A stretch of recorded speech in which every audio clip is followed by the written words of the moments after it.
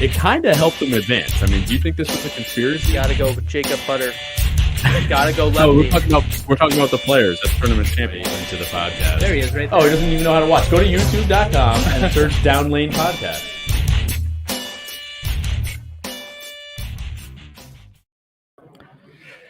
Good evening and welcome to Down Lane Podcast. We are streaming live from the lab at Town and Country Lanes. I'm your host, Kyle Haynes, and with me is the assistant to the host, Anthony Scatia. How's everybody doing today? He finally found his sign again. Lefty love, baby. Lefties.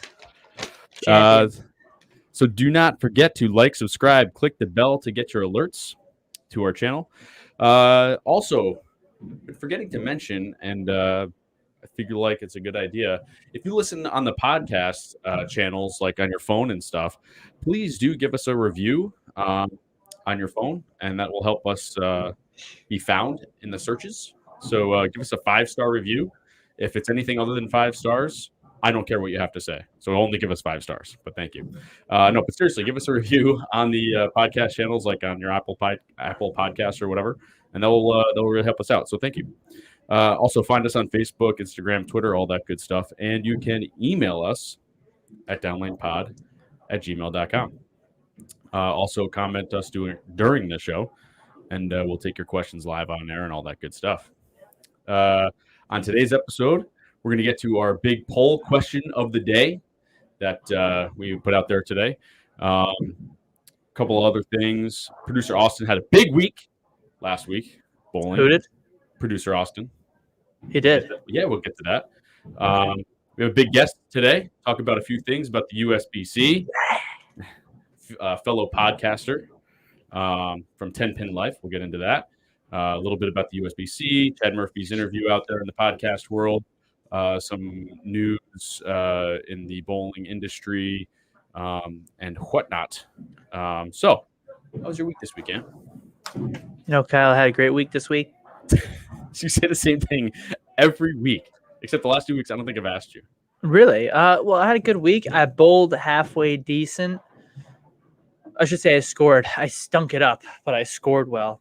But, you know, I'm doing great. I was ready for the podcast today. Got done with work quick. Yeah, you've been this pro shop has been on fire. I am busy. I am very busy, which is a good thing. You know, Come see me, hang out, give high fives, talk bowling, bang. Great. Freaking weirdo. But yeah, speaking of bowling, for those of you out there remembering the contest from last week, in fact, Anthony did beat me. He had the entire left side of the lane. Listen. Let me tell you something, buddy. All right. It comes down to experience on the lanes. And when I'm out there, I think your eyes are deceiving you because I was pinpoint last week, buddy. Oh my goodness. I was splitting boards. They both had arrows on them. I know. Play anywhere. I literally got bored. Oh my! It was ridiculous. I know. You had bumpers. It was all over the place. Yeah, don't be jealous. But then you finally copied me on the right. Yeah. And then you had bumpers. Yeah, I did. So, you did beat me. But here's the thing: is that apparently 2 weeks in a row, people can't follow directions on the contest, and the winner did not like and share the post as they were supposed to. And the Zach Bailey kid. Zach Bailey, you picked the right winner, However, you didn't win the contest because you didn't like and share the post. What is wrong with people? So Unbelievable. maybe we'll try it again this week and see if anybody can actually win. All right. I'm gonna pick myself. Let's get to the poll question. So my wife had a very good idea. She said, My sister. Yes, your sister. Yeah. Let's maybe get people to get to know us a little bit better because I don't know, we're nobodies, right? So You are. I'm big time. big time big dog. Top 100 at USBC Nationals and all the events. So everything. Yeah. I'm basically a professional. Right. Worldwide. Anyway. So she said maybe you should do like a poll question. And her idea was, what animal is Anthony most afraid of? And I thought that was a great idea. You didn't get the right answer. Well, hold on a minute. I don't know. Just hold on. I'm waiting. All right. So the poll question was, what is Anthony's what animal is Anthony most afraid of? It's a great picture of me. Yeah, I don't know why this was on my phone. It's very weird, but it was on my phone. Anyway, so the choice was manatee or spider. So give us a little background of what.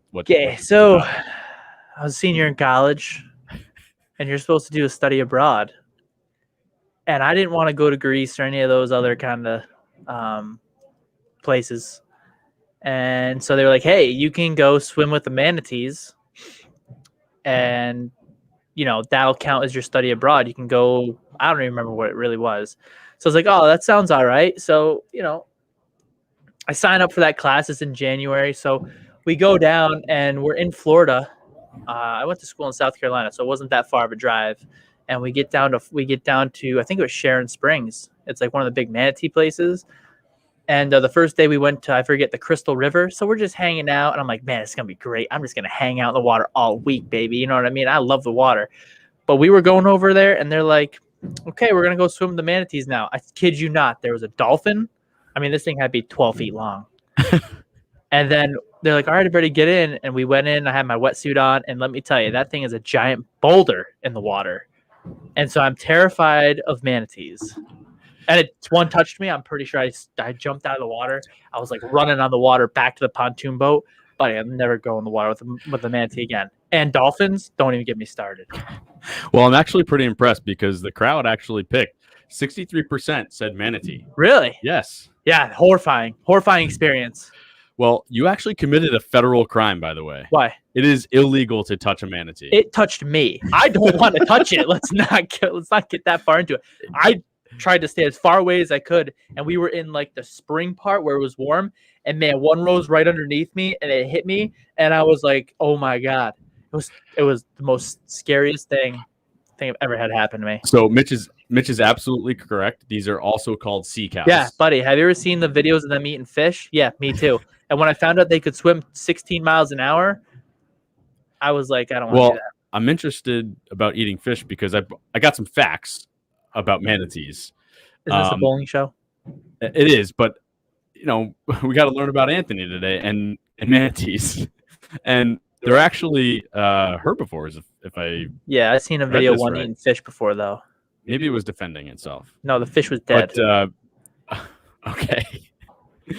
Well, anyway, the one that stood out to me the most was that the closest living relative to the manatee is an elephant. I thought that was pretty interesting. And so you're very afraid of sea elephants. I'm horrified. All right. So next week, Stephanie will have to think of a question about me, I guess, so that we can think of fun facts about. How many chairs has Kyle thrown in the past year? Settle down. I did not throw a chair. I simply moved it. He threw a chair. One location. I did not. You totally threw it. Totally. No, I moved it. I did not pick it up and throw it. But the records show that Kyle R. Haynes threw a chair in league night. All right. So I was while I was making that post for the poll today, I was noticing that Sean Rash, yeah, he's a nice guy, of the PBA, posted this really sweet post about I got to figure out how to share this about let's see, some past equipment that he had in his garage or garage, as some would say. And he's got these old Brunswick bowling balls from like at least 10 years ago. So I think you can see him here now, right, Austin? Mm-hmm. So he's got like this old Rhino, completely undrilled, brand new surface, and maybe it looks like it was touched a little bit, but he actually sold them out of his garage. Good for him. Smart guy. He's got a Phantom, an Inferno. That was a really popular ball back then. Total Inferno, Rhino Pro, an original Rhino, or a teal Rhino Pro, and Black Pearl Rhino Pro, or Rhino Black Pearl, and a Brunswick Zone. I'm pretty sure these are probably pretty high dollar balls. I'm sure people would actually pay a lot of money for them. Yeah. I told him I'd message him our address to get them sent here, but no such luck. Wasn't interested. As a Brunswick man, would you be throwing these things? I mean, I stink at urethane, but I would try one. I'd try the teal Rhino because I like the color. Well, none of those are all resin balls. Yeah, they're not as strong. They're still resin, but they're not as strong. Right, not as strong as current, but they're still good. Yeah. They were. I would try I would pick the prettiest looking one. It's one way to go about it. And then the last piece of little news we got here. Producer Austin had a pretty phenomenal week last week. We posted it to the Instagram and Facebook last week, but this is the last shot of his big 300 game. He did throw it pretty good on that one. He piped it. Man, wish I threw it like you. Dude, look at that. Ka-chow. Yeah, he struck, I'm pretty sure. Yeah. Put $10 on it. Yeah. He's pretty good. Nice job, Austin. Congratulations. That's that's like number 30. Too many at this point. Too many to count. Wow. But it must be nice. Must be nice. Unbelievable. I've only got 0. Yeah, okay. Sure. All right, well, moving on. So let's get to our guest here. Let's not keep him waiting any longer. This gentleman is a fellow podcaster. Mm-hmm. And last week he posted We both saw it. Yes. We were like, whoa, we texted each other about it. We're like, yeah, I watched that already. Yeah. We're going to lasso this guy, get him on the show. Because we're going to... I don't think we said lasso, but I said, we need to get this guy on. We want to talk to him. Right. We were going to beat him down for these comments. No, just no. Don't be scared. Okay, no. So Kyle is always cranky. Yeah, it is what it is. No, but we did like what he had to say about some things, disagree with some other things, but we'll get into that in a few minutes. But Ben Glascock, a 10-Pin Life, he started this podcast after refining his passion for the sport of bowling, and he decided to take on the responsibility of starting 10-Pin Life, having been both obsessed and at times frustrated with the sport through leagues and tournaments, haven't we all? Directing events and coaching. He noticed an opportunity to bring the love back to the sport to a larger audience. So through 10-Pin Life, it is his passion and goal to educate, inform, and entertain bowlers of all varieties to the point of increasing their involvement in the sport he loves so much. So I feel like we have a little bit of friends. Yeah, I feel like friends. We're real close here. So, ladies and gentlemen, Ben Glascock of 10-Pin Life. Way to say my name right too. Yeah. Like I always put the dialectic spelling or whatever. I'm not good with words, but everybody always says my name wrong because they're so afraid of it. But I do want to put out there too, Kyle, that Lace cork. Yeah, right. If you did actually throw a chair in league, it's okay because you didn't throw a ball return cover. I'm assuming that you guys saw that post from this summer from Jen Higgins. I don't know but Jen Higgins posted something and it was like in June. Some dude literally ripped the ball return cover off and hucked it down about 50 feet down the lane. So we totally have guys who would do that. Totally could be worse. I think I did see that, but Austin will probably find that while we're talking. Yeah, that was the talk of the town when I was bowling that night. Nice. That's incredible. Well, thanks for joining us. We really appreciate it. Thanks for having me. So before we get into a few things, why don't you give us a little insight about your bowling and what you do and so on and so forth? Yeah, so bowling is the side gig. So I actually do marketing and recruitment for a single vet clinic here in central Wisconsin. So my background is in marketing. I bowled when I was a kid, and then I actually took just about 10 years off from 13 to 23, just about that range. And then now I'm 30. Gap So year. yeah, just a gap year. And actually just got invited back to bowl league with my father-in-law, and like I said, I kind of refound that passion for it. And I don't really take things lightly is the easiest way to put it. Like if I'm going to get into something, I get into it pretty deep. And what ended up happening was basically, I didn't have any equipment or anything like that. I drilled a venom shock, and then all the wheels fell off the bus, and it was just time to go. So, been bowling a lot. I try to bowl as many tournaments as I can. I'm not great. It's probably one of my better years so far. I've pushed myself up to about a 235 league average for whatever that's worth. And I've bowled nationals every year for the last 5 tournaments. I think this last year was my 5th. So my first run at it was the last time it was in Reno. Had access to patterns, and then I've only had that once actually in my experience. And I've tried to learn as much as I could along the way. And that was, when I made the video, for those that maybe haven't seen it or maybe have, whatever, I just sat down in front of my camera and I was just like, here's some thoughts. And it's pretty cool that it's kind of blown up a little bit, at least in terms of the bowling world. So I'm excited to see what you guys' thoughts are. I actually told my wife when you invited me on, I was like, I hope they disagree with every point.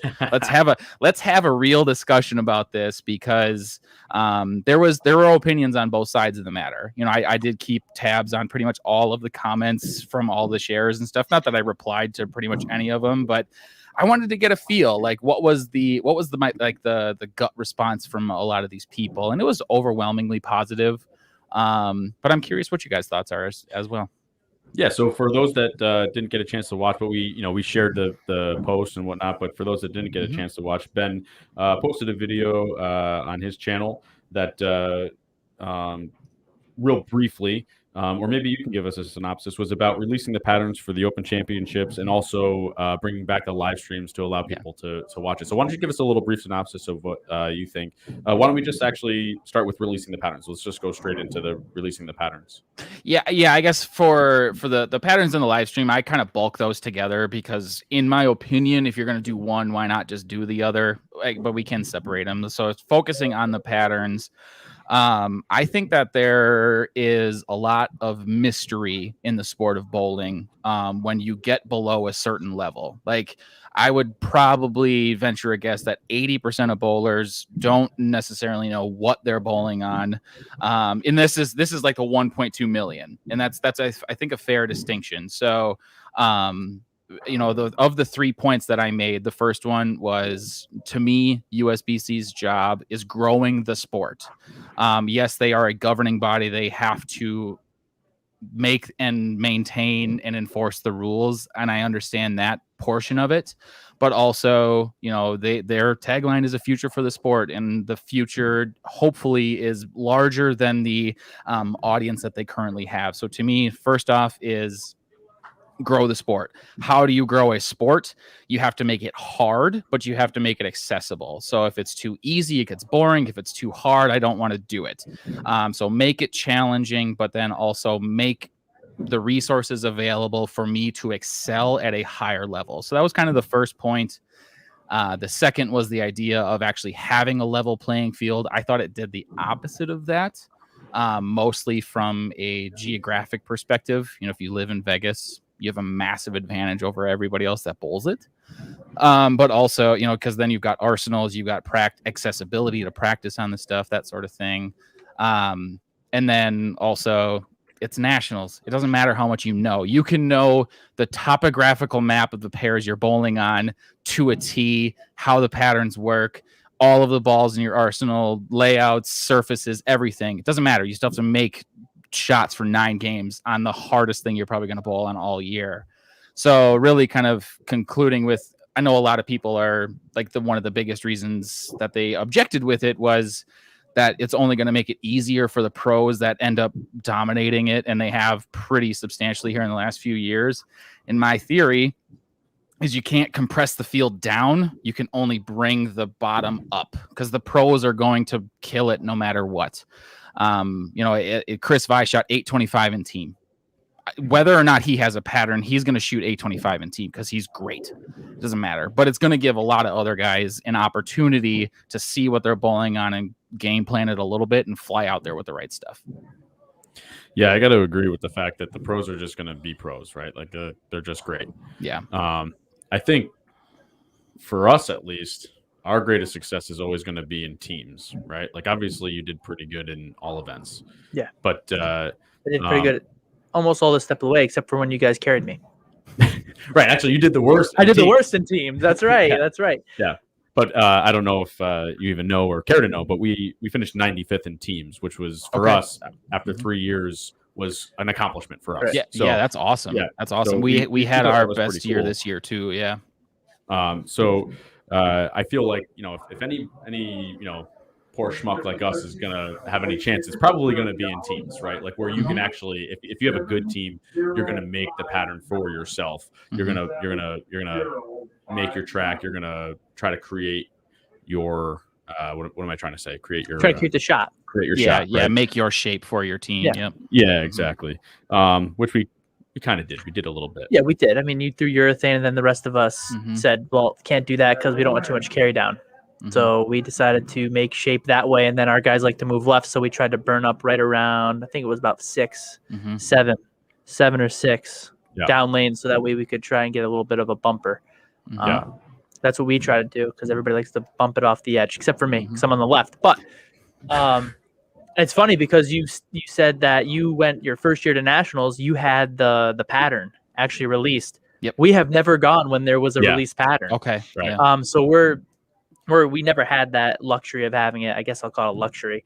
So it's interesting to see. It probably does make it a little bit easier to bring 6 bowling balls, whatever it is, because you have to fly out with everything. But I don't know. I feel like I disagree a little bit. I think you made a lot of great points, though. I really do. But the pattern, I think, has to be closed. But the problem is, I guess, is the USBC is kind of hypocritical. They don't want you to know the pattern, but you can go practice on it, and you can bowl the bowler's journal on doubles and singles, regardless what the surface is. Yeah. You have a little bit of accessibility to it, but they want to make it shot making, so it gets a little tricky for me. Go ahead. Well, I was just going to say, yes, that's all true. Only if you pay, right? So like Steve Williams was saying the same thing. It was back like in the middle of the tournament on Beef and Barnsey. He said he bowled like absolute garbage, but this was the one year where he actually thought that the practice session made sense. Right. And I don't know I forget why he said that. It was either the surface that they were bowling on or whatever. Yeah. But he's always said that it's pointless. The practice was just a money grab, right? Right. So, but not everybody goes to practice. Every time we go and have practice, I've noticed that all of the big players are always there practicing. So we had about 20 to 25 players though that were able to practice. But I'm talking about the big players are always there next to us practicing. Oh yeah, so, Liz Johnson was there this year. Danny McEwen was there. If they're taking it seriously, they're there practicing. Right. You know what I mean? So, but for me, I'll call myself, when it comes to the game, a Puritan. So I like the mystery. But I also enjoy the mystery of it. I like going and being kind of surprised, like what we're going to get, although never really surprised, right? So like we have the history, we have the bank of patterns of I don't know how many years now that we put out here. We'll put out 19, 18, 17, and we'll practice on them. And every time we go out there, it's like kind of the same. They're fairly close. Yeah, I agree. I would say. What would you say? I was just going to say, what do you think about the comparisons if you were to practice in the last 3 or 4 years, and then go out and practice or go out and play out there? What would you say to that? So the team every year that I've bowled it, and I would even say historically before that, has been pretty much the same. I think when McNeil broke the record in 2015. It was a little bit longer. It was also a higher ratio, and that was like the last of the easy years.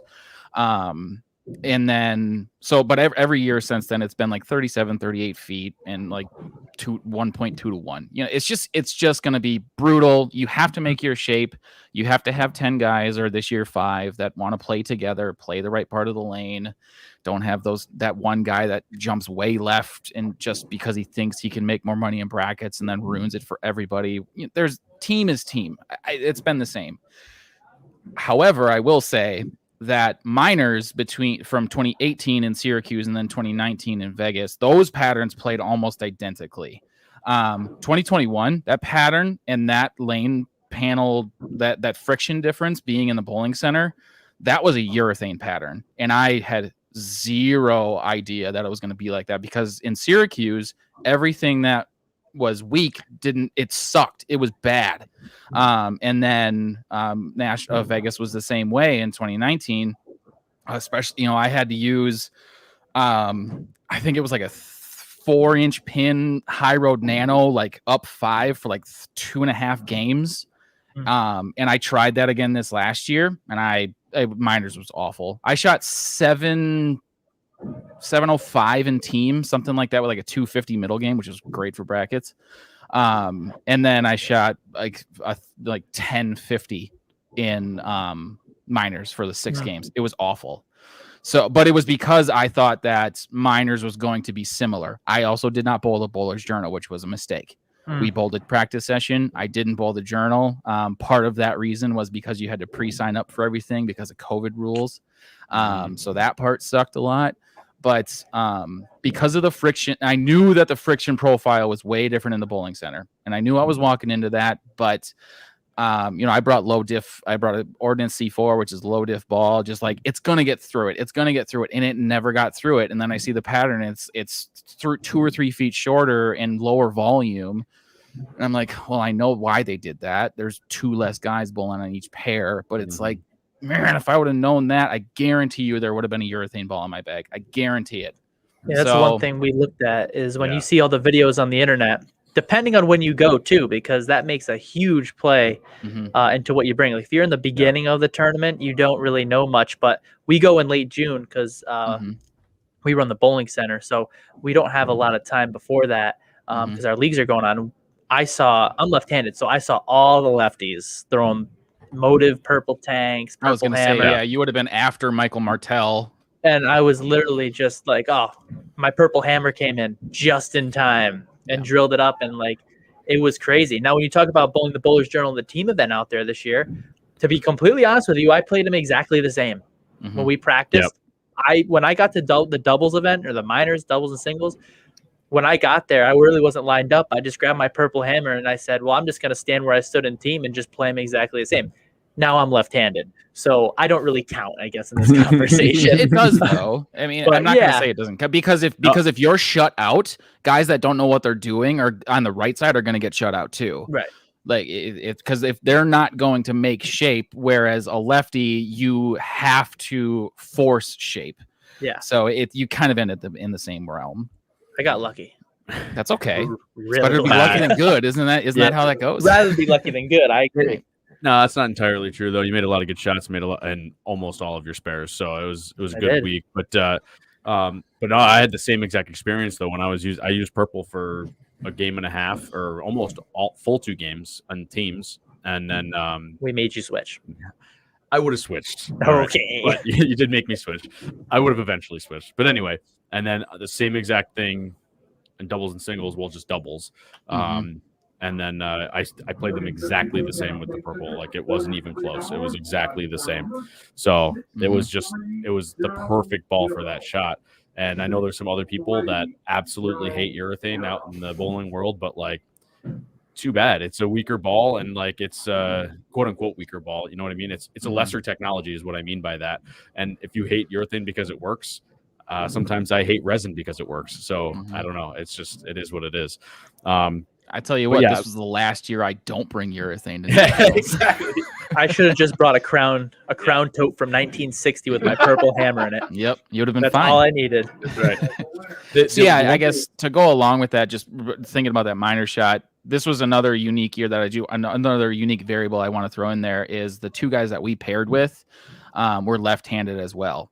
Really? Which it's somewhat intentional because me and my buddy Nick, traditionally we know where to play. You know, Nick was, I believe, the 2005 Midwest Region Rookie of the Year, and he's bowled a bunch of pro events, and he's a great bowler, great guy, and so we know how to make shape. And we our intention was just bang. I had a 2-inch pin axiom, just bang it up five, because it's going to be slick. And if we can do that, we're going to be fine. And then we start doing that and we're hitting the 2-pin and it's like, uh-oh. Yep. And then we're trying to take hand out of it because it's like, we can't move left yet. Yet.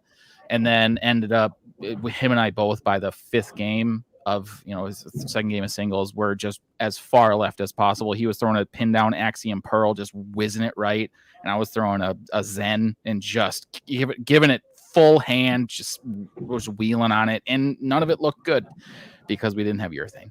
I can't believe by the end of the day how much of the lane you were crossing. Before we started, you'd walk in and watch some players, and there's guys crossing the whole lane, playing 4th and 5th arrow, and I'm like, you got to be kidding me! Not on this shot. But it's all the friction in that house because it's the rec center or the league center, whatever you want to call it. Yeah. So yeah, for me, I like having the mystery of the shot. I like the old school style, and plus we have the bank of patterns to go by. But I like Anthony said, I kind of agree about giving it a little bit of what do you call it, to the people that don't have insight to the people that don't have access to it. But like you said, it's so close every year. I mean, if you just go back and put the last year's pattern out, you're going to have a good shot. I mean, I don't know. I guess the mystery doesn't even matter because it's almost always the same. What would you, I guess, let's go down the individual points because I want to see if there's anything specifically in there that you guys disagree with. So the first thing, do you share the sentiment that you think it's USBC's job to grow the sport? Oh, heck yeah. No. Why not? It's a proprietor's job. It's what I try to do every day. Right. And that was where the USBC can reach out to people, absolutely, but they're not touching the people directly. Yeah. But also you have BPAA that's mixed into this as well. Right. And that's so that's kind of where my head was at. Yeah. So for me, it's a little bit different because I mean, we have a bunch of guys who are getting more into the game now. And I'm not saying it's because of me, but it's because, the few guys who showed some interest are now trying to wrap some other people into it. And they're like, man, that's pretty cool. And now that we're starting to go places and we have some success and we go to tournaments and we talk about it and we share our experiences, I feel like we're better for the job than the USBC is. The USBC, I guess, is just the governing body for me. They do need to help grow the sport. They do have to come up with some awards and stuff like that help give people the incentive to bowl. But at the end of the day, it's got to be the proprietors and the people who are the advocates for bowling who have to grow the sport. And the sport, not the recreation. But at the same time, if there is no growth, there is no USBC to govern. There is no growth. Oh, I agree. It's going backwards. We're going to touch that. Well, if we have time, we're going to touch on that too once we get to the Chad Murphy interview. But because we want to get your insight on that too, Ben. But yeah, the growth is negative growth in the which USBC. Is why we're trying to start a tournament club here where we bowl on sport patterns only. Everybody gets 5 free games of practice a week. Yeah. We get a zip up for everybody so they feel like they're a part of something. That way they can come in and everybody can share their opinions. We can talk about lane play and create a better atmosphere for the guys who really want to get better. And I think that's kind of the direction that bowling does need to go. And then hopefully next year or in a few years, we are able to include our juniors into it so we can create our own scholarship opportunities on those patterns as well. Yeah. Do you know how rare that is from a proprietor's perspective though? What percentage of proprietors are going that hard? That's the issue. Very few. I know. That's what makes us better. But how makes us the best? So how has your league growth been? Because that's your bread and butter, right? Centers run on leagues. Our league was obviously with COVID, it was horrible. But prior to that, I mean, we have 3 nights that are full second shift, almost full first shift, if not full, with no vacants across the board. How many lanes? 24. Okay. That's solid. Yeah. So Yeah, Monday night is a little bit rough because we have a league that starts later on in the year, but we have a men's league that's 12 lanes. Then we have about 20 teams of 3 at night. That used to be full, but COVID knocked that down, so we're trying to build that up. Tuesday night, we're full. We're going to be full across the board first shift, full across the board second shift. Wednesday, I have no vacants. It's all full. 24 lanes of 4-man or 4 women mixed teams. And then Thursday we have going right now 24 lanes, and then we have 16 teams in our scratch doubles league at 9 o'clock. And then Friday we are full with no vacants. Saturday is about 2/3 of the house with 2 every other week leagues, and then Sunday we are full. That's the funny thing about Saturday and Sunday too, is like open bowling in this place is almost nil. Leagues carry right now, carry the place, but like right now, yes, I'm going to try and change that. But I don't. It is now. It's always low because the weather's nice. Oh, but what I mean is, leagues will always be how this place survives. The open bowling is like for 2 months of the year. You've got to try and keep it. Yeah, you got to try and keep it fresh though, and that's what we try to do here.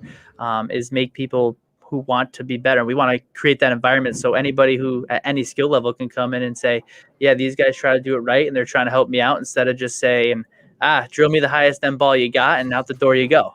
I think that's too often. Yeah. So my buddy Nick, who I bowl, who's my doubles partner, he bought a center last October. So mid-pandemic. God bless him.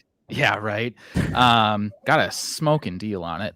But so the guy that owned it before, so we're north central Wisconsin. Guy that owned it, he lived here sort of, but he lived primarily in California, right? So there's number one, massive geographic separation. It was managed by some people locally who really cared, but never had the resources to actually make anything better. Sell it to Nick. Nick has lived for bowling his whole life, and in 1 year, because he started his leagues a month late, so he almost, there's no reason anybody should have shown up. They lost no teams starting a month late, and now this year, his first actual season, they're up 40% in total teams in 1 year because they actually care. Because like he's present, and so I guess to disagree with my own self on my video, I 100% agree with you that the only people who will grow the sport is proprietors. Bowling is a grassroots sport. It will never grow from the top down. It will only ever grow from the bottom up. But then let's transition that thought a little bit, because maybe I'll just catch my own words. It's USBC's job in its entirety to grow the Open Championships. That's their tournament. That's on them. Yeah. So then if you don't release patterns, if you don't make that more accessible, if they don't start to educate people on like, hey, come out to Vegas, spend $300 on an airplane ticket and go lose your ass at South Point because it's gambling, and spend a week out there, don't make any money, and just get housed in brackets. That's not a very compelling proposition. So how is USBC going to sell your, because you had 50,000 bowlers last year. In 2007, you had 100,000 bowlers. They've cut the attendance of the tournament in half in 14 years. How do you bring back growth into that tournament? Yeah, well, for me, I guess I was going to say you got to centralize the tournament, but the problem with centralizing the tournament is that every time they go to Vegas, they have their highest numbers. That's true. There's no reason for them to move the tournament away from Vegas, because that's when they always have their highest numbers. But as a bowler, I couldn't care less if it's in Vegas. I just want to bowl. So I don't know what the right answer is for that. For me personally, I want them to centralize it so that I have an easier way to get there. The only problem is the guys who care about the bowling are the 1%ers. The people who are in the middle brackets, the upper echelon, and the people who are in the middle, they want to go. If they bowl good, they bowl good. They got slots, they got shows, they got this. If they don't bowl good, it doesn't matter. For us, it's about the bowling more or less. And I think that's another issue, is that, to touch on some stuff that we might touch on later on. I mean, the condition of what the leagues bowl on, I think if they were a little bit harder, would help these bowlers understand what moves to make and how to get more prepared, versus going from the Helen Keller Great Wall of China, where I can throw the ball anywhere like I did last week against you, and it was awesome to see you cry. And it would be a little bit better for those people if they were a little tougher Not to make them extremely tough, but something a little more to bring it down to realize that, hey, there is more to this sport than just coming in once a week, throwing the ball down the lane, having a few beers, shooting 230. There's more to the game than that. There's a sports side of it, and that's where we need to differentiate. There can't be sport bowling and bowling. It needs to be bowling. There's not sport baseball or sport football. It's football and baseball.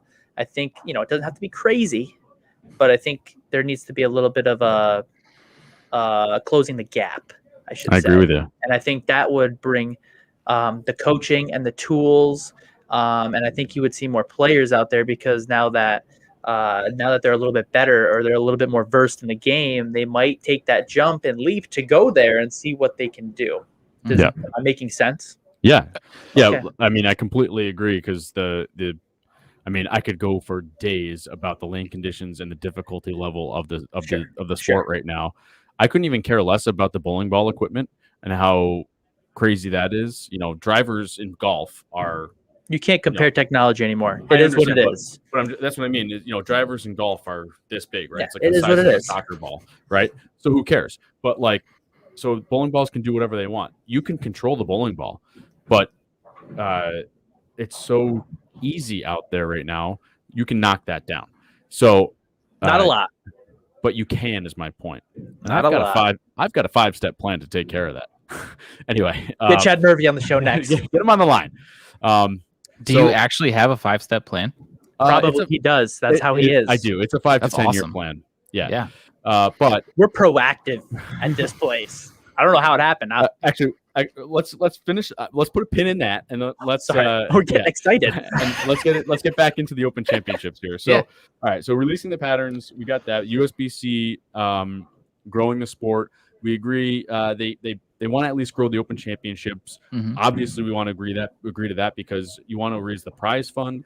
How do we? So not even about the prize fund, just the amount of people. Well, but that ultimately, yes, agreed. You get more bowlers there. Yes. You get more bowlers. The experience in the sport. is the most important thing. Agreed. Yep. Mitch Young said, "How about rotating it around in the different regions?" Which they do a little bit. Mitch, they go to in a couple of years. We're going to be going to Baton Rouge. Baton Rouge, thank you. They were going to go to Houston, but that got all screwed up. I am so mad that it's not going to be in Houston. I was going to go fishing in Lake Fork on the days off. Let me tell you something. I was ready to catch 10 pounds down there. Yes. Yeah. But yes, they were supposed to be rotating in different cities. They went to the great Syracuse, which was a huge flop, so they'll never go back to Syracuse. I thought Syracuse was awesome. Oh, my God. We live in New York. Yeah, Oh, okay. Please. Except that they had like their lowest turnout in years, so they will never. You're not wrong. Yeah. One thing that I'm curious about the regional thing, because I agree, moving it around would be awesome. Like, why in the world? And I don't know where they would do it besides what was the Edward Jones Dome. But why hasn't the Open Championships ever happened in St. Louis, which is one of the most storied bowling cities in the United States, and it's literally the dead middle of the country. Which there are too, isn't it? Is that a big city? Isn't that a huge city? Like a huge travel city? Isn't that a big? Yeah, city? it's like the biggest. It's the biggest little city in the Midwest. It's like kind of like, it's similar to Reno, where it is definitely a baseball town. It will always be a baseball town, but the National Bowling Hall of Fame is in St. Louis, or at least it was. So they've since moved it out to Reno. But they're similar. There's the logistical thing of, the Lambert International Airport isn't the greatest.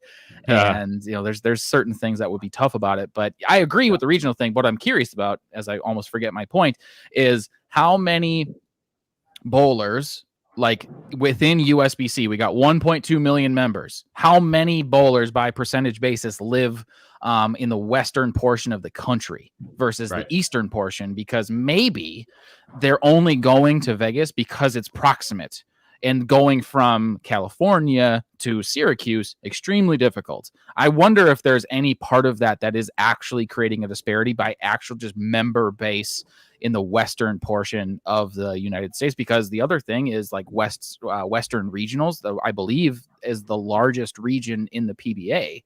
At least by attendance over there. They're outpacing the Midwest by a ton. I don't know what it's like out by you guys, but I would be curious if that's playing a factor into it. They're very well attended. At least they don't have that many tournaments. I know during COVID they had zero, or at Yeah. least the last year or They two. bumped it up though. They've got a few more on the list. I wanted to attend, but I stink. We get At least 2 when in the bumpers Wisconsin are a up, it's year, good. so Ooh. that's it. But yeah, obviously California is one of the most populous states. New York Mhm. and Texas are two of the most populous states. But Yeah. um, And I don't Yeah. have those numbers. If Yeah, I anyone's know, but watching this that you're- has those, please share Yeah. them. you're probably right. I think the majority of travelers are probably coming from California. Chad Murphy probably has all of those statistics. He's a pretty good statistic guy. Mhm. And I think one of the things that would also improve it, like you said, would be the live streams. I actually agree with you on that point. Anthony's completely. See, we're flip flopped on this. Like I think the patterns should be suppressed.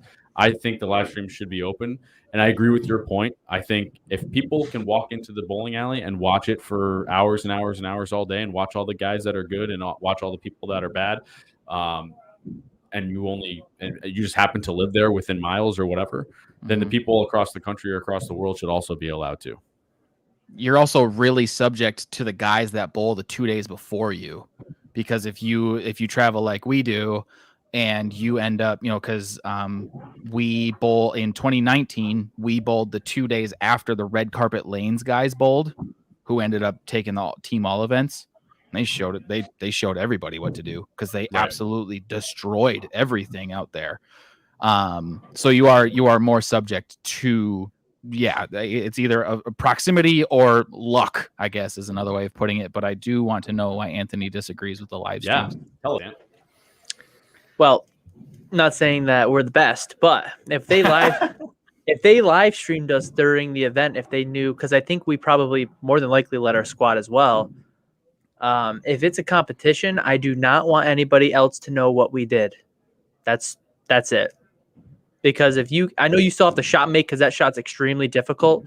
But if they know exactly how I played them and they could watch it, I'm not that busy in May. I'll watch every lane if I get to, but I feel like that's not fair to the guys who are in, if they go and let's just say one of the better teams is in the top 5, and then it's like, well, let me watch these guys. And then I see the next guys coming around, and I know that Sean Rash is bowling at X time on the squad. I can watch his team and see how he's playing them.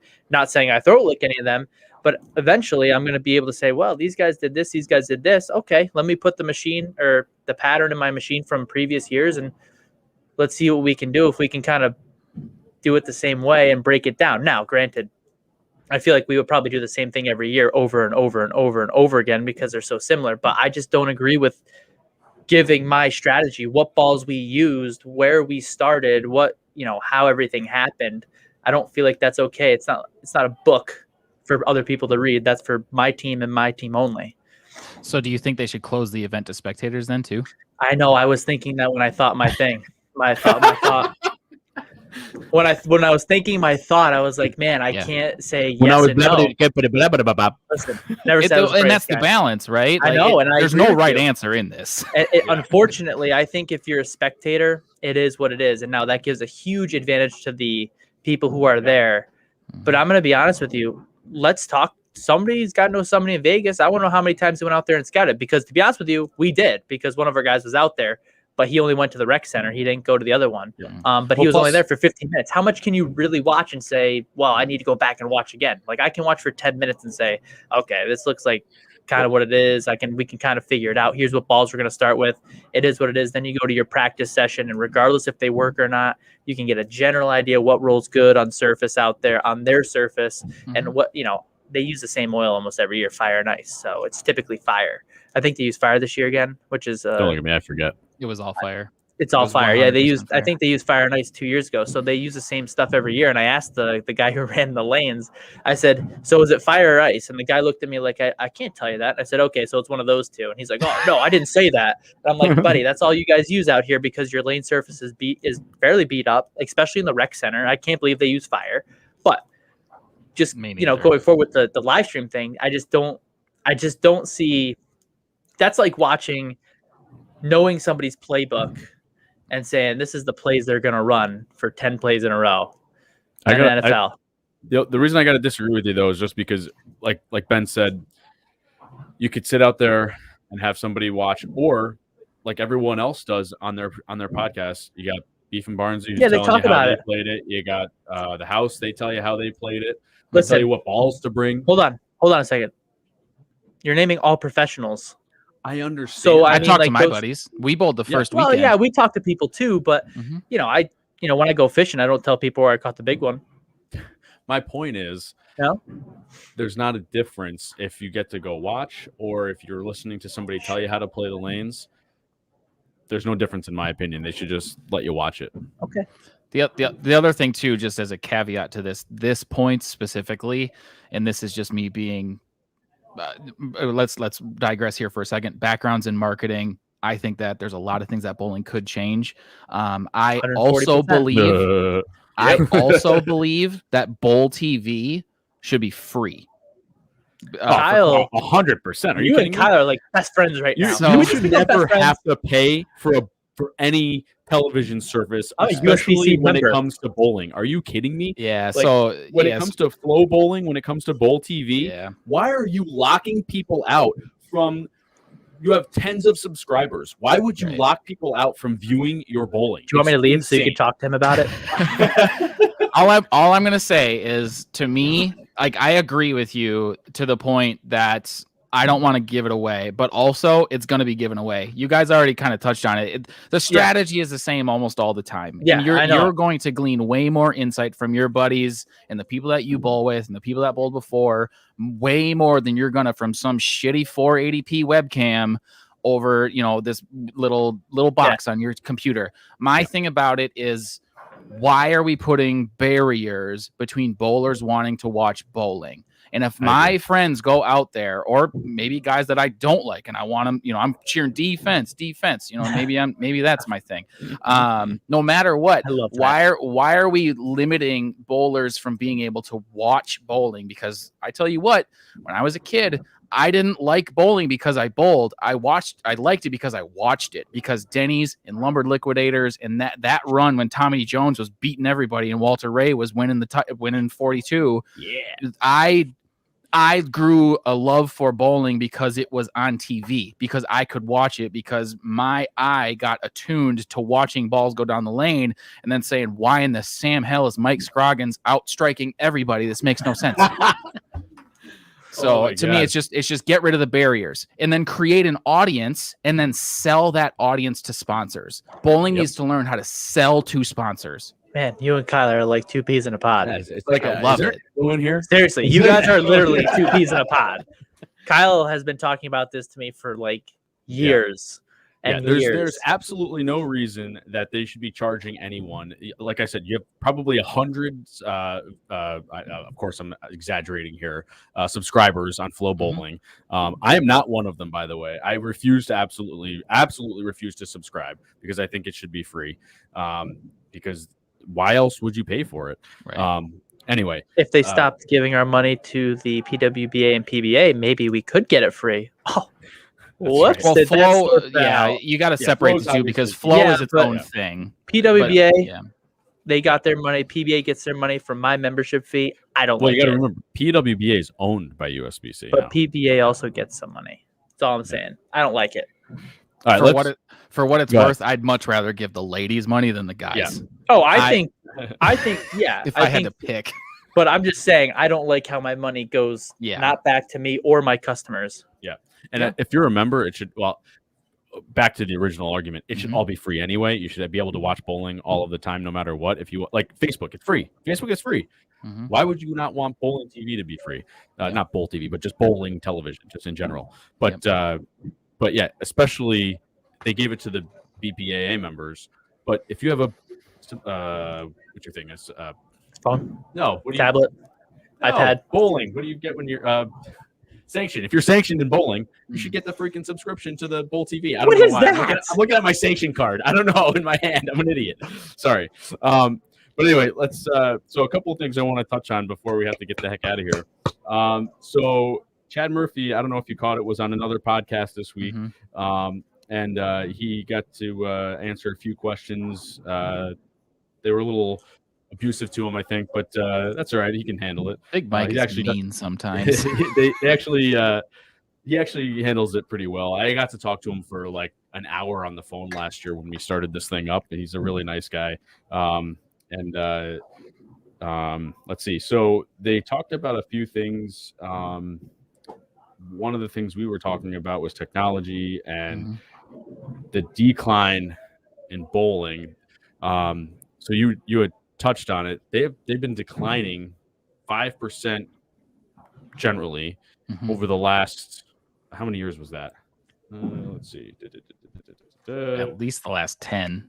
Yeah. In general USBC membership. Yeah, overall declining. Yep. And I thought it was rather interesting that he had mentioned that overall he attributes it to decline or increase in residential home values, or just general values in property values, real estate values. Thank you. Because people, bowling alleys, just you get more money for owning property than a business. Yeah. Which I think is interesting. And that's, just around here, we lose bowling alleys every year, a couple of years anyway. Past few, but I don't think we will really after this. Yeah. So you're saying that the statistic was 5% of bowling centers per year? No. 5% of bowlers. Yeah. But the point of his point was that it's because bowling centers are dropping off because they're making more money on the sale rather than being a bowling alley. So now there's nowhere for bowlers to go, and they won't drive more than 12 miles to bowl. Yeah, but how many bowling centers aren't being sold in shame? Do you know what I'm saying? Like, the decrepit bowling centers are being sold. The ones that are beat down rather than updating. You mean you're not selling a successful bowling center for the real estate value? Well, no, you're selling it as a parking lot. Well, but you're not selling a successful bowling center, period. Right. If you're making money in a bowling center, it's not getting torn down. Right. But if you're leaking bowlers like a sieve because you're not doing your job as a proprietor, and then all of a sudden you can't pay your bills and you got back taxes and you owe the liquor company a whole bunch of money, man, that real estate value seems really tempting because I won't lose my ass. But it's because I didn't do my job. It's a correlation. I will say that that's a correlation. I actually the bowling centers that have gone out in this area were extremely successful. Oh, so it could very much could be different by you guys, but in Wisconsin, it was all the ones that just weren't making any money. Yeah, the ones that have closed here, it's just the gentleman didn't have anybody to the people who ran it. They didn't have the family to take over the business. They had no interest in bowling at all. So they were like, what else am I going to do with it? It's worth more as XYZ versus the bowling alley. Actually. The last three. Yeah. The last three. The one down the street, the one over in the town across, and then the. Yep. Yeah. So it's actually not because, 1.5 of them wasn't the most, upkept one. So it would have been harder to redo it. But the other one was a very, very nice center. I mean, they had all wood lanes. It definitely needed some synthetics because they got a lot of lineage. But it was a nice center. Building. It was a beautiful building. It was. Yeah, but and I agree. Going 8 miles, I agree with that 100% because we got people from those centers, and some people don't want to drive that far. I'll tell you that much. They do not want to drive that far. They came for a year and said, it's too far of a drive for me, and they literally live. How far is Central Ave? I don't even know. Because forget it. It's like a few miles. They said it was 15 minutes, probably. 15 minutes. Yeah. Some guys don't want to drive that far, and I agree with that statistic in a way. Yeah. But you got to remember, they probably were already driving 10 minutes to get there. Now it's another 10, 15 minutes here. Right. Yeah. Right. Yeah, that's interesting how the anecdotal evidence between two different parts of the country is so different. Yeah. Which makes the discussion about what is the problem difficult to have, because my opinion on the matter, because of the anecdotal evidence that I have seen, is very different than you guys, and I think they both have value. So maybe there is a causation, maybe mixed in there, of yes, real estate values are going through the roof, especially since 2008, which that timing actually kind of works out, right? Everything dumped out, and now real estate's going up and whatever. But around here, at least in our hometown, the one closed 2 years ago, and it was because it was failing miserably. One in Madison, which is the biggest bowling town in Wisconsin. It was the smallest center that there was, and they were just getting beat by everybody. I know that there's been a couple of centers in Milwaukee that kind of live the same thing, but it's all and lacrosse too. They had two that were miles apart from each other, and the one that was winning is still open. So it's different. But I would say too, the reason that bowling is losing members is a lot deeper than real estate value. I think it was just one thing point he brought up, right? Sorry to cut you off. It's just a point he brought up. That was his number one point, right? Right. That was the number one thing. And he brought up, he said, there was other things down the line, but that was his number one thing. I think the point of what I was bringing up was that, everything he was saying was, a positive spin on everything and not, there wasn't a solution to how we were going to fix it. Right. And maybe like you said, it's not, or Anthony said, it's not his job. It's the proprietor's job to grow the sport, right? What was I gonna? I had a thought. My thought train was going, and then I left the station, and now it's gone. That has never happened before. No, it happens all the time. Dude, it happens all the time. It's every hour for me. So yeah, well, what happens when you have a live show? It's just you look like an idiot. But I do have another thing that I want to touch on real quick. Speaking of the USBC, so this just came out last week or this week, I forget. String pins. What are your thoughts on string pins? Because I've got a serious opinion, and Anthony is so against me. It's great. I love it. Oddly enough, I've been so busy at work and doing the 10-pin life stuff. I have had that YouTube video about their study come up on my YouTube feed like 12 times, and I have not watched it yet. So I am not informed enough to provide an opinion, but I am really curious kind of where you guys I'll give some brief statistics. I don't have them all in front of me. Oh my God. 86,000 shots were performed or conducted on the string pins. You're really going to try and steamroll me with this one, aren't you? So they have a lower strike percentage, which is interesting, a higher split conversions percentage, and they have just crazy pin movement.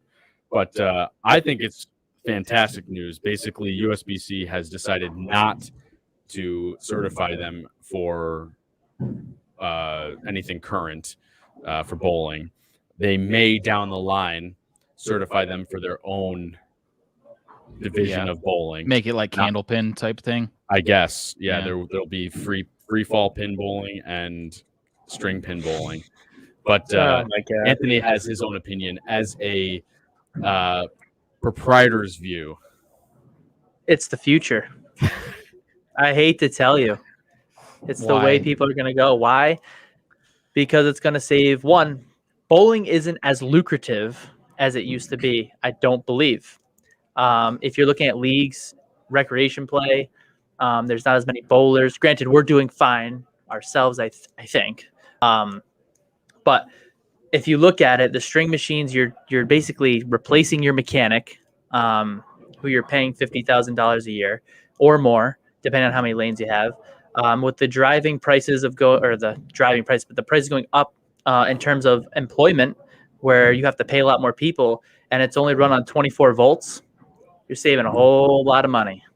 And unfortunately, with all the bowling alleys going out and stuff like that, bowling alleys are going to have to find a way to make more money or keep that money in their pocket to be able to renovate with hopefully the technology upgrades we're going to get eventually, or marketing or whatever it may be. I just think it's better for the centers just because with the extra money in the pocket. What's another? The statistic is 3 pins on somebody's average. Somebody goes up. What's 3 pins in today's environment? Let's be God's honest truth.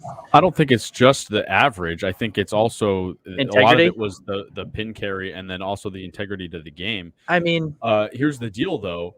A few minutes ago, you were saying it's the USBC's job to govern the sport, not grow the sport. Mm-hmm. And now you're saying that they need to worry about your bottom line.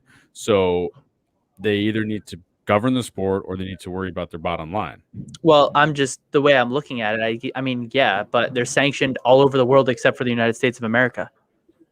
Every other, Canada, Europe, you name it. Let's talk They're about all this they're here. all sanctioned. Who's better? Okay, so they don't have to worry about my bottom line, but the USBC We're will talking be about America here. the USBC will be no more without any bowlers and or bowling centers. So that means they don't get paid either. So they're not going to want to do it. They will be forced to do it. It's not going to be a want thing for the bowlers. It's going to be forced, because if you can't pay your mechanic, if you don't have enough bowling coming in, what do you have to pay somebody to work? $20 an hour now? So you're telling me that I have to have a mechanic and he's going to have to do 8 different jobs just for me to be able to make it through? If I can save $200,000 a year or $250,000 a year, and I can put it back into my center and make it better so that way I can get more business and more traffic and have a better product, you're telling me you're crazy. You're crazy. I mean, it's going to be the future. And plus, with the new scoring, the way it's coming out, you can make an even better atmosphere for the guys who want to get better, because those pins, they work with the Brunswick Sync scoring system, and I'm sure Cubicle will have it down the line. You're going to be able to set up split conversions, any conversion you want to practice all day long. So, I mean, for me, it might not you don't be... have to practice split conversions anymore because the string carries it for you. Oh, my God. How often does that really happen? Do you have a statistic on that, Kyle? Come on. Ben, what do you think? It's interesting because I totally understand where you're coming from, Anthony. I would be curious to know what you're looking at in terms of a percentage decrease in operating expense from, like, let's take your 24 lanes and flip them all over. Like, flip the machine. Yep. Somebody I know, I talked to somebody last week, my father did. Mm-hmm. He put in, I think it was about 40 lanes, and he saved $200,000 a year. So he flipped all of his machines from what? Every single one of them. A2s to string machines, or what? I don't know what he had, A2s or 8270s. I don't know what he had, but he went straight to string machines. Okay. He saved at least $200,000 a year, and he doesn't have a mechanic. He doesn't have a mechanic anymore. He has one that works part-time now. All you really have to do is set the string tensions and change the head pin, basically, and there's not too many problems with them, they say. Now, time will tell, because they're not new, because I talked to Brunswick the other day, and they do 50-50 in Canada. 50% string machines, 50% free fall. So it's actually not as far off as you think it is. Yeah, now the guy with these 40 lanes just lost all of his tournaments, though. I mean, I guess the transition's going to be hard no matter what. Absolutely. That's the USBC is going to decide how that transition happens, and that's the caveat to the whole thing. And I can see it both ways, and my gut says just sanction it, but sanction it separately, because or maybe don't, because to me it's that barrier. It's the barrier between bowlers and bowling, and if new technology in because machines have been the same longer than almost anything, since it was pin boys.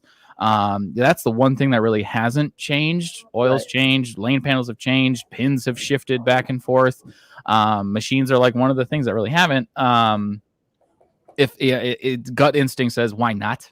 Because if you are, for you guys, if you're losing bowlers, because you're losing centers, but I can see the other side too. Like if it was me and I was USBC, I would make it a 2-headed move. If I'm going to sanction string pin machines, I have to create a oil pattern environment that you can't you have to have a maximum ratio of, like, oh my God, 12-1. Perfect transition, Ben. Perfect transition. I think if you can do both, then I'm much more open to it. But you have to. Do you want to hear my 5-step plan? I do. Oh my God. It's a perfect transition. Did you hear that, Anthony? Listen, I'm a purist, so I don't really want the string machines, but looking at it from a different perspective. From a reality perspective, that's where I'm getting at, because you either have to grow in bowlers, and if you're saying it's $200,000 a year, that's possibly 200 league bowlers. That's a lot of people. I'm not going to use an F word on here, but that's a lot of people. We appreciate it. NSFW.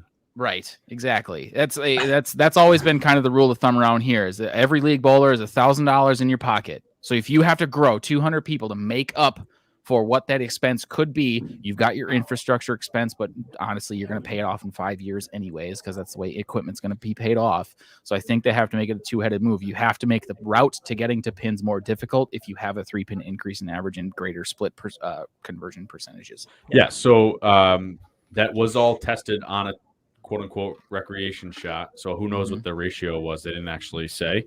But So part of that interview with that, now that we're flipping back and forth here, but part of that interview with Chad Murphy the other day was all about how easy, quote unquote, the game is, which recreation league bowling is easy. I don't know what the average, well, you said 230. No offense. I'm going to guess that the lanes are pretty easy where you are. Oh, it's easy as hell. Yeah. There's some places in the country where the lanes are still kind of difficult, apparently. Yeah. But overall, it's easy. Let's just say it's easy. Okay. Here you can be blind. So I made it a cakewalk. So here's my Sad. five. I don't even know if it's actually 5 steps, but here's my plan. So basically, I wish the USBC would make this decision to say, all right, so from now on, we're going to have maximum ratios, and from that for now, and what Chad was saying was that, and guys, I'm sorry that we were going so far over today, but hopefully you're enjoying this conversation. Hopefully you can hang out for a few. I'm good. I'm good. I'm committed. All right, cool. He's committed. I like that. So basically, Chad was saying on the show the other day was that there's nobody that wants to bowl in sport leagues, which is basically true. The numbers tell the truth. Nobody wants to bowl in sport leagues, and we had the same. We had the same thing here. We had a PBA league back in the day, and it went 20, 30 bowlers, whatever it was, and then in 5 minutes nobody was left. You used the word that's bad. The point is League. The point is, it was I'm hard. just saying. That's all I know, but I'm just saying. Yep. I'll let you talk. I'll let you do your dropped- 5-step plan that I can't even count to 5. It dropped so go off ahead. to nothing. Okay, it dropped off to nothing. Is my point. So then, basically, he's like, so we have the sport thing, but nobody wants to bowl in it. We have challenges leagues, but nobody wants to bowl in them. Everybody bowls in rec. And my point is, it's because the crutch is there, right? So you have the crutch to lean on because nobody wants to have the reality in their face. Nobody wants the mirror of sport to show them how not good they actually are. Or right? good. In some cases. But nobody wants that to show them how they actually bowl. So they all bowl in league, or sometimes that's all they have. But in any event, my plan is, for the time being, recreational bowling or league bowling will have a maximum ratio, and let's say, like you said, it's 12-1. Yeah. And then in a year or 2 years, you have to then knock it down to 10-1. And then 2 more years, because then we're gonna ease into it. We're gonna wean everybody off their league bowling shot, and then in 2 more years, we're gonna go down to 8-1, 6-1, 4-1. And maybe we could stop there. I'm just saying, but yeah, that's pretty. You know what I'm saying? saying? 4-1? Did you say 4-1? But are you kidding me? And then we'll level off at 2-1. my point is, we get everybody to a point where it's pretty difficult, but nobody knows that the game has changed to where the max is actually difficult. You do realize that people's averages are going to plummet like a rock. They're going to know it's different. Or maybe they got better and they didn't know over time. Over time is my point. You know what I'm saying? So maybe it's not every 2 years. Maybe it's every 3 years or something. My point is that it changes. My point is not to just be like flip a switch and boom, everybody's got to bowl on 5-1. Yep. Don't pull the rug out from under them. I get where you're coming from. Make it 8-1. Anyway, that's my 5-step plan. Oh, that was one. The 5-step plan is meter it down and just do it like every. Okay, so that's a 1-step plan. All right, that's it. That was my whole plan. I mean, we might as well just go to 1-1, Kyle. I'm with it. I know. US Open every day. No, I don't want that. Not doing that. No. I bowl on 1-1 like twice a year, and I just hate it every time. Yeah, it all depends what lane you get. That's for sure. My favorite 1-1 story. Anthony, you don't want to tell him, or should I? At the NEBA, I really want you to tell him. Or do you want me to tell him? You tell him. So we go to a tournament, not to make it long. We go to a tournament, and it's like 34 feet, 1-1 ratio. It's like 1.5-1. And I love when it's 34 feet, 1.5-1, because it's freaking great. And somehow I have to end up crossing with him and my brother. And I swear to God, the first shot of scoring, like we threw, of course, you throw a few gutter balls because you're trying to play the gutter. Yeah. The first shot of scoring, Kyle throws it like in the gutter at like 3 feet. And so I'm laughing, and this isn't even the worst part. He's like, well, you got to trust it. You got to trust it. And he wasn't mad. I said, okay, next shot in the gutter at 20 feet. So he comes back. He's not mad yet. And goes, man, I forgot to get in brackets. Let me go get in brackets. Off to the table he went to go get in brackets after a 0 first frame. After a double gutter. He Wow. proceeded to throw 7 more gutter balls the entire tournament. I don't think that's accurate. 7? I don't think that's maybe. true. And said, when you trust it, you trust it. You gotta trust it. Why don't we have that on a shirt yet? Ooh, there Right. we go. Gosh darn. I would wear the hell out of that, and then just make it a bowling ball in the gutter. That's That's the it. graphic that Just goes with it. a scoring frame with dash When you dash. trust Zero. it, you Trust it. Yes. Dash dash. Trust is a must. Trust is a must. That's exactly what he said. He said to me, trust is a must. Where are the brackets at? And I said, are you kidding me right now? Dude, I get it. I think because we run a summer series up here, and the couple times that I've won on short, and by short I mean less than 38 feet because I'm right-handed, is both times in practice it's like 5 to 7 just in the ditch because I just have to tell my body to throw it to the right. Because if I don't, I am going to Brooklyn or just miss the head pin left all day long, and it's not going to be good. So you got to trust it. I love That's short. You're I love left-handed. short. You're I know. left-handed, and you have purple in your bag. So I mean, that's anywhere between 34 and 54 feet at this point. So. I use a U motion most of the time. Oh, okay. Can you believe that? I can. That ball's horrible, but it's good for me. All right, so one more thing before Ben goes. Mitch wants to know what we think about the Certified League Bowler program that Bolero and the PBA now have going on. And you guys have any opinions? I think if you're in a Bolero thing, you can. Can someone explain it to me? I haven't even looked. Is that a part of the Elite Series thing? The Professional Bowlers Association is excited to announce the launch of the PBA Certified League Bowler Program, a brand new membership program for bowling centers and active league bowlers endorsed by the PBA. So basically, bowling center proprietors can sign up for certification and be recognized by the PBA at their website. For a $100 annual fee, once a center is PBA certified, they are eligible to host PBA events, club tournaments, and offer I'm sorry, not club tournaments, but CLB tournaments, and offer the CLB membership opportunity to their active league bowlers. Let's see here. It's a resume builder. Yeah. Basically, it's like exactly what we do for the tournament club.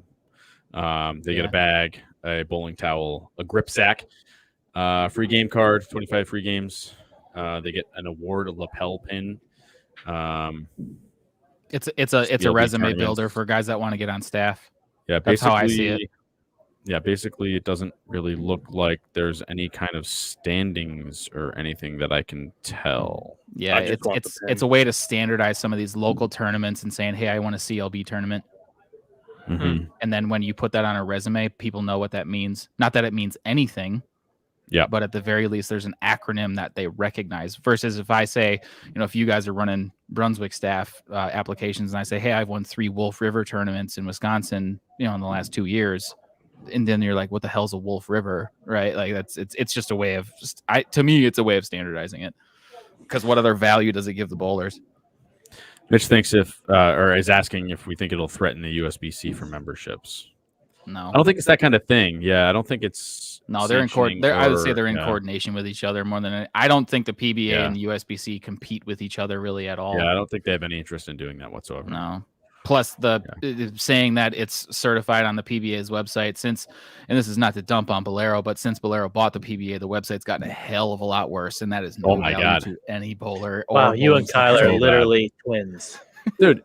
I mean, did you notice I don't think this was by any error, but the fact that the tournament the other day was not even announced or people didn't even know about it other than the CP3 tournament, other than some people happened to be tweeting about it, that they were going. And like, how do you not have any kind of information out there or fanfare or anything about it other than some guys tweeting about it? It just, I don't. Was that on TV? Not yet. It's gonna be recorded. It's pre-record. Yeah, that's probably what they were waiting for. I know, but just in the beginning of the season when there's league bowling going on, why wouldn't you put it out there for people to watch? I just don't get. I mean, I'm not the expert like those guys, but I'll be curious to see what their results are, because what they're probably going for is a social media blast. They're probably going to try and generate as much attention proximate to the televised event around that happening. So they probably gathered up a whole bunch of assets. They probably got a bajillion pictures of Chris Paul and all of his buddies that were all there. Yeah. Now, the question is, how do they capitalize on it? Because if they waste that time, if they waste that opportunity to open up the world of bowling to a different audience, just make it, that's a waste, right? Why are you putting that? Why aren't you capitalizing, I guess, on that? But if they play their cards right and it actually turns into greater viewership because of the fact that they waited, and now it's like, oh, I saw this on Friday on Instagram and this is on Sunday. If they can actually turn that sale, I'm for it. It was absolutely surprising as hell. But it's no different from a few years ago when they did the PBA League and everything was pre-recorded, but you could watch it on like ESPN 8 or whatever the hell it was, and it was all raw. Yeah, it was something. And I remember I watched that because I'm a nutcase, and Ronnie Russell dropped an F-bomb, and it was definitely edited out at the end of it. But as soon as he did, I tweeted him, and I just tweeted the exact quote that he had, and he liked that immediately. And I was like, you know that you said a naughty word. But it was the same thing, and it didn't really inhibit the viewership of the PBA League. Pre-recording it like that, and people knew that was happening, and they did have the little bit of live stuff. But it's really just a matter of how do they use that in their marketing plan, because if it works, I'm all for it. Now, if they waste that opportunity, I'm against it. Yeah, I think it's a little weird having no fans there for a celebrity event. I think it's going to look a little strange. Yeah, COVID did kind of. I get that portion, but that is fading. Yeah. So, and then I completely agree with you about the website. The website is absolutely horrific. They literally have PDF sheets for score sheets and stuff. Like it's the worst. I don't get it. Like it's like they don't even have an internet manager for the website or a website manager on staff. Like it's horrible. Their Bolero website's beautiful, but the PBA website's a joke. I have my own opinions on Bolero that I'll keep to myself, and I'll probably make a video about later, and maybe you guys will invite me on after that. Yeah, there you go. There you go. All right. Well, we literally have to go bowling in a few minutes, so perfect. I really appreciate you, Ben, hanging out with us, and I hope people enjoyed it. Do you have anything? Why don't you put out anything you want to share about your channel and everything else? Go if you're into bowling. Go follow 10 Pin Life. I did a podcast with Diana Zavyalova last night that I posted up actually yet today. Did you just nail that last name? Dude, I asked her about it before we started recording. I was like, you have to tell me how to say this right, because and then she gave me like that really like Latvian accent. It was great. So Diana Zavyalova talked a lot about, if you guys saw her post on Instagram about mental game and how, she's been struggling with it, talked a ton about that for like an hour and a half. It was a really good conversation. I was anxious as hell, to be perfectly honest, and we muscled our way through it, but go check that out. Yeah, you want to watch a really horrible interview? You watch us with Billy O. Great guy, though. Literally, second episode in, Tyler's like, got Bill O'Neill on the show. I was like, I don't even know what I'm doing. Oh, great. It was horrible. That's the best part about podcasting. We're all just winging it. Yeah, especially in bowling, it was they don't even care. It's like they're just normal people. You know what I mean? All right, thanks, cool. Mitch Young. Way to go, Mitch. All right. So thanks so much, and I really appreciate it. And we'll catch you out there, man. Absolutely. Awesome. Thank you. Good luck tonight, guys. Thank you very much. All right. Thanks. Thank you. Take care. All right, guys. Well, literally, it is time to go bowling because that was a really long time. I'm really sorry. That was a good conversation. Why are you sorry? That was excellent. Yeah, I thought that was a really fun time. Yeah, he's a well-educated person on Smart bowling. Kid. Yeah, like you and him, 2 peas in a pod. Me, I'm sitting in the back seat over here, just going wherever you guys are going. Yeah, I think you're off the show. It's just going to be me and him from now on. Yeah, you looked pretty relaxed over there tonight. Yeah, man, it was pretty good. I will say, Austin, I was about to say, me and you, we're going to go back in the back. We're just going to hang out while those two talk it out. I'll show you to do everything back We'll chime in every once in a while. Believe it or not, we were going to drill a ball before league tonight, but I don't know if we're going to get to it now. Sorry, guys. That just was that. We just kept talking. It was good, yeah. That's what happens when bowlers get into a room. You know what I mean? We just can't shut up. Yeah, don't even know the guy that well. I mean, Yeah. messaged him, and I mean, we hit it off. Yeah, It's great. That was good. All right, guys. Thank you so much for hanging out and taking the time. I really apologize for how long that went, but Don't it was a good time. apologize. I'm sorry. I know it was a good time. So but don't forget to like, subscribe, share it with your friends. Catch us on Facebook, Instagram, and Twitter. And please remember, if you are listening on the podcast channels, to hit us up with a review. 5-star reviews only.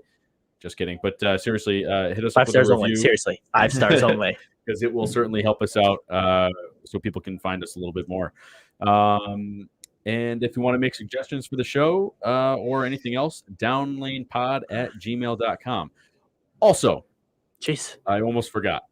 We're going to try something new next week. A couple things. We're going to do another poll. This one's going to be about me, if my wife can think of another question to ask. And we're going to do a bowler of the week from now on.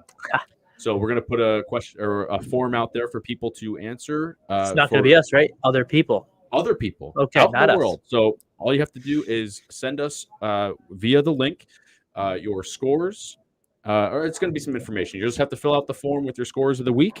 And then we're going to pick a bowler of the week to share to the world. So we'll send that link out via the social media.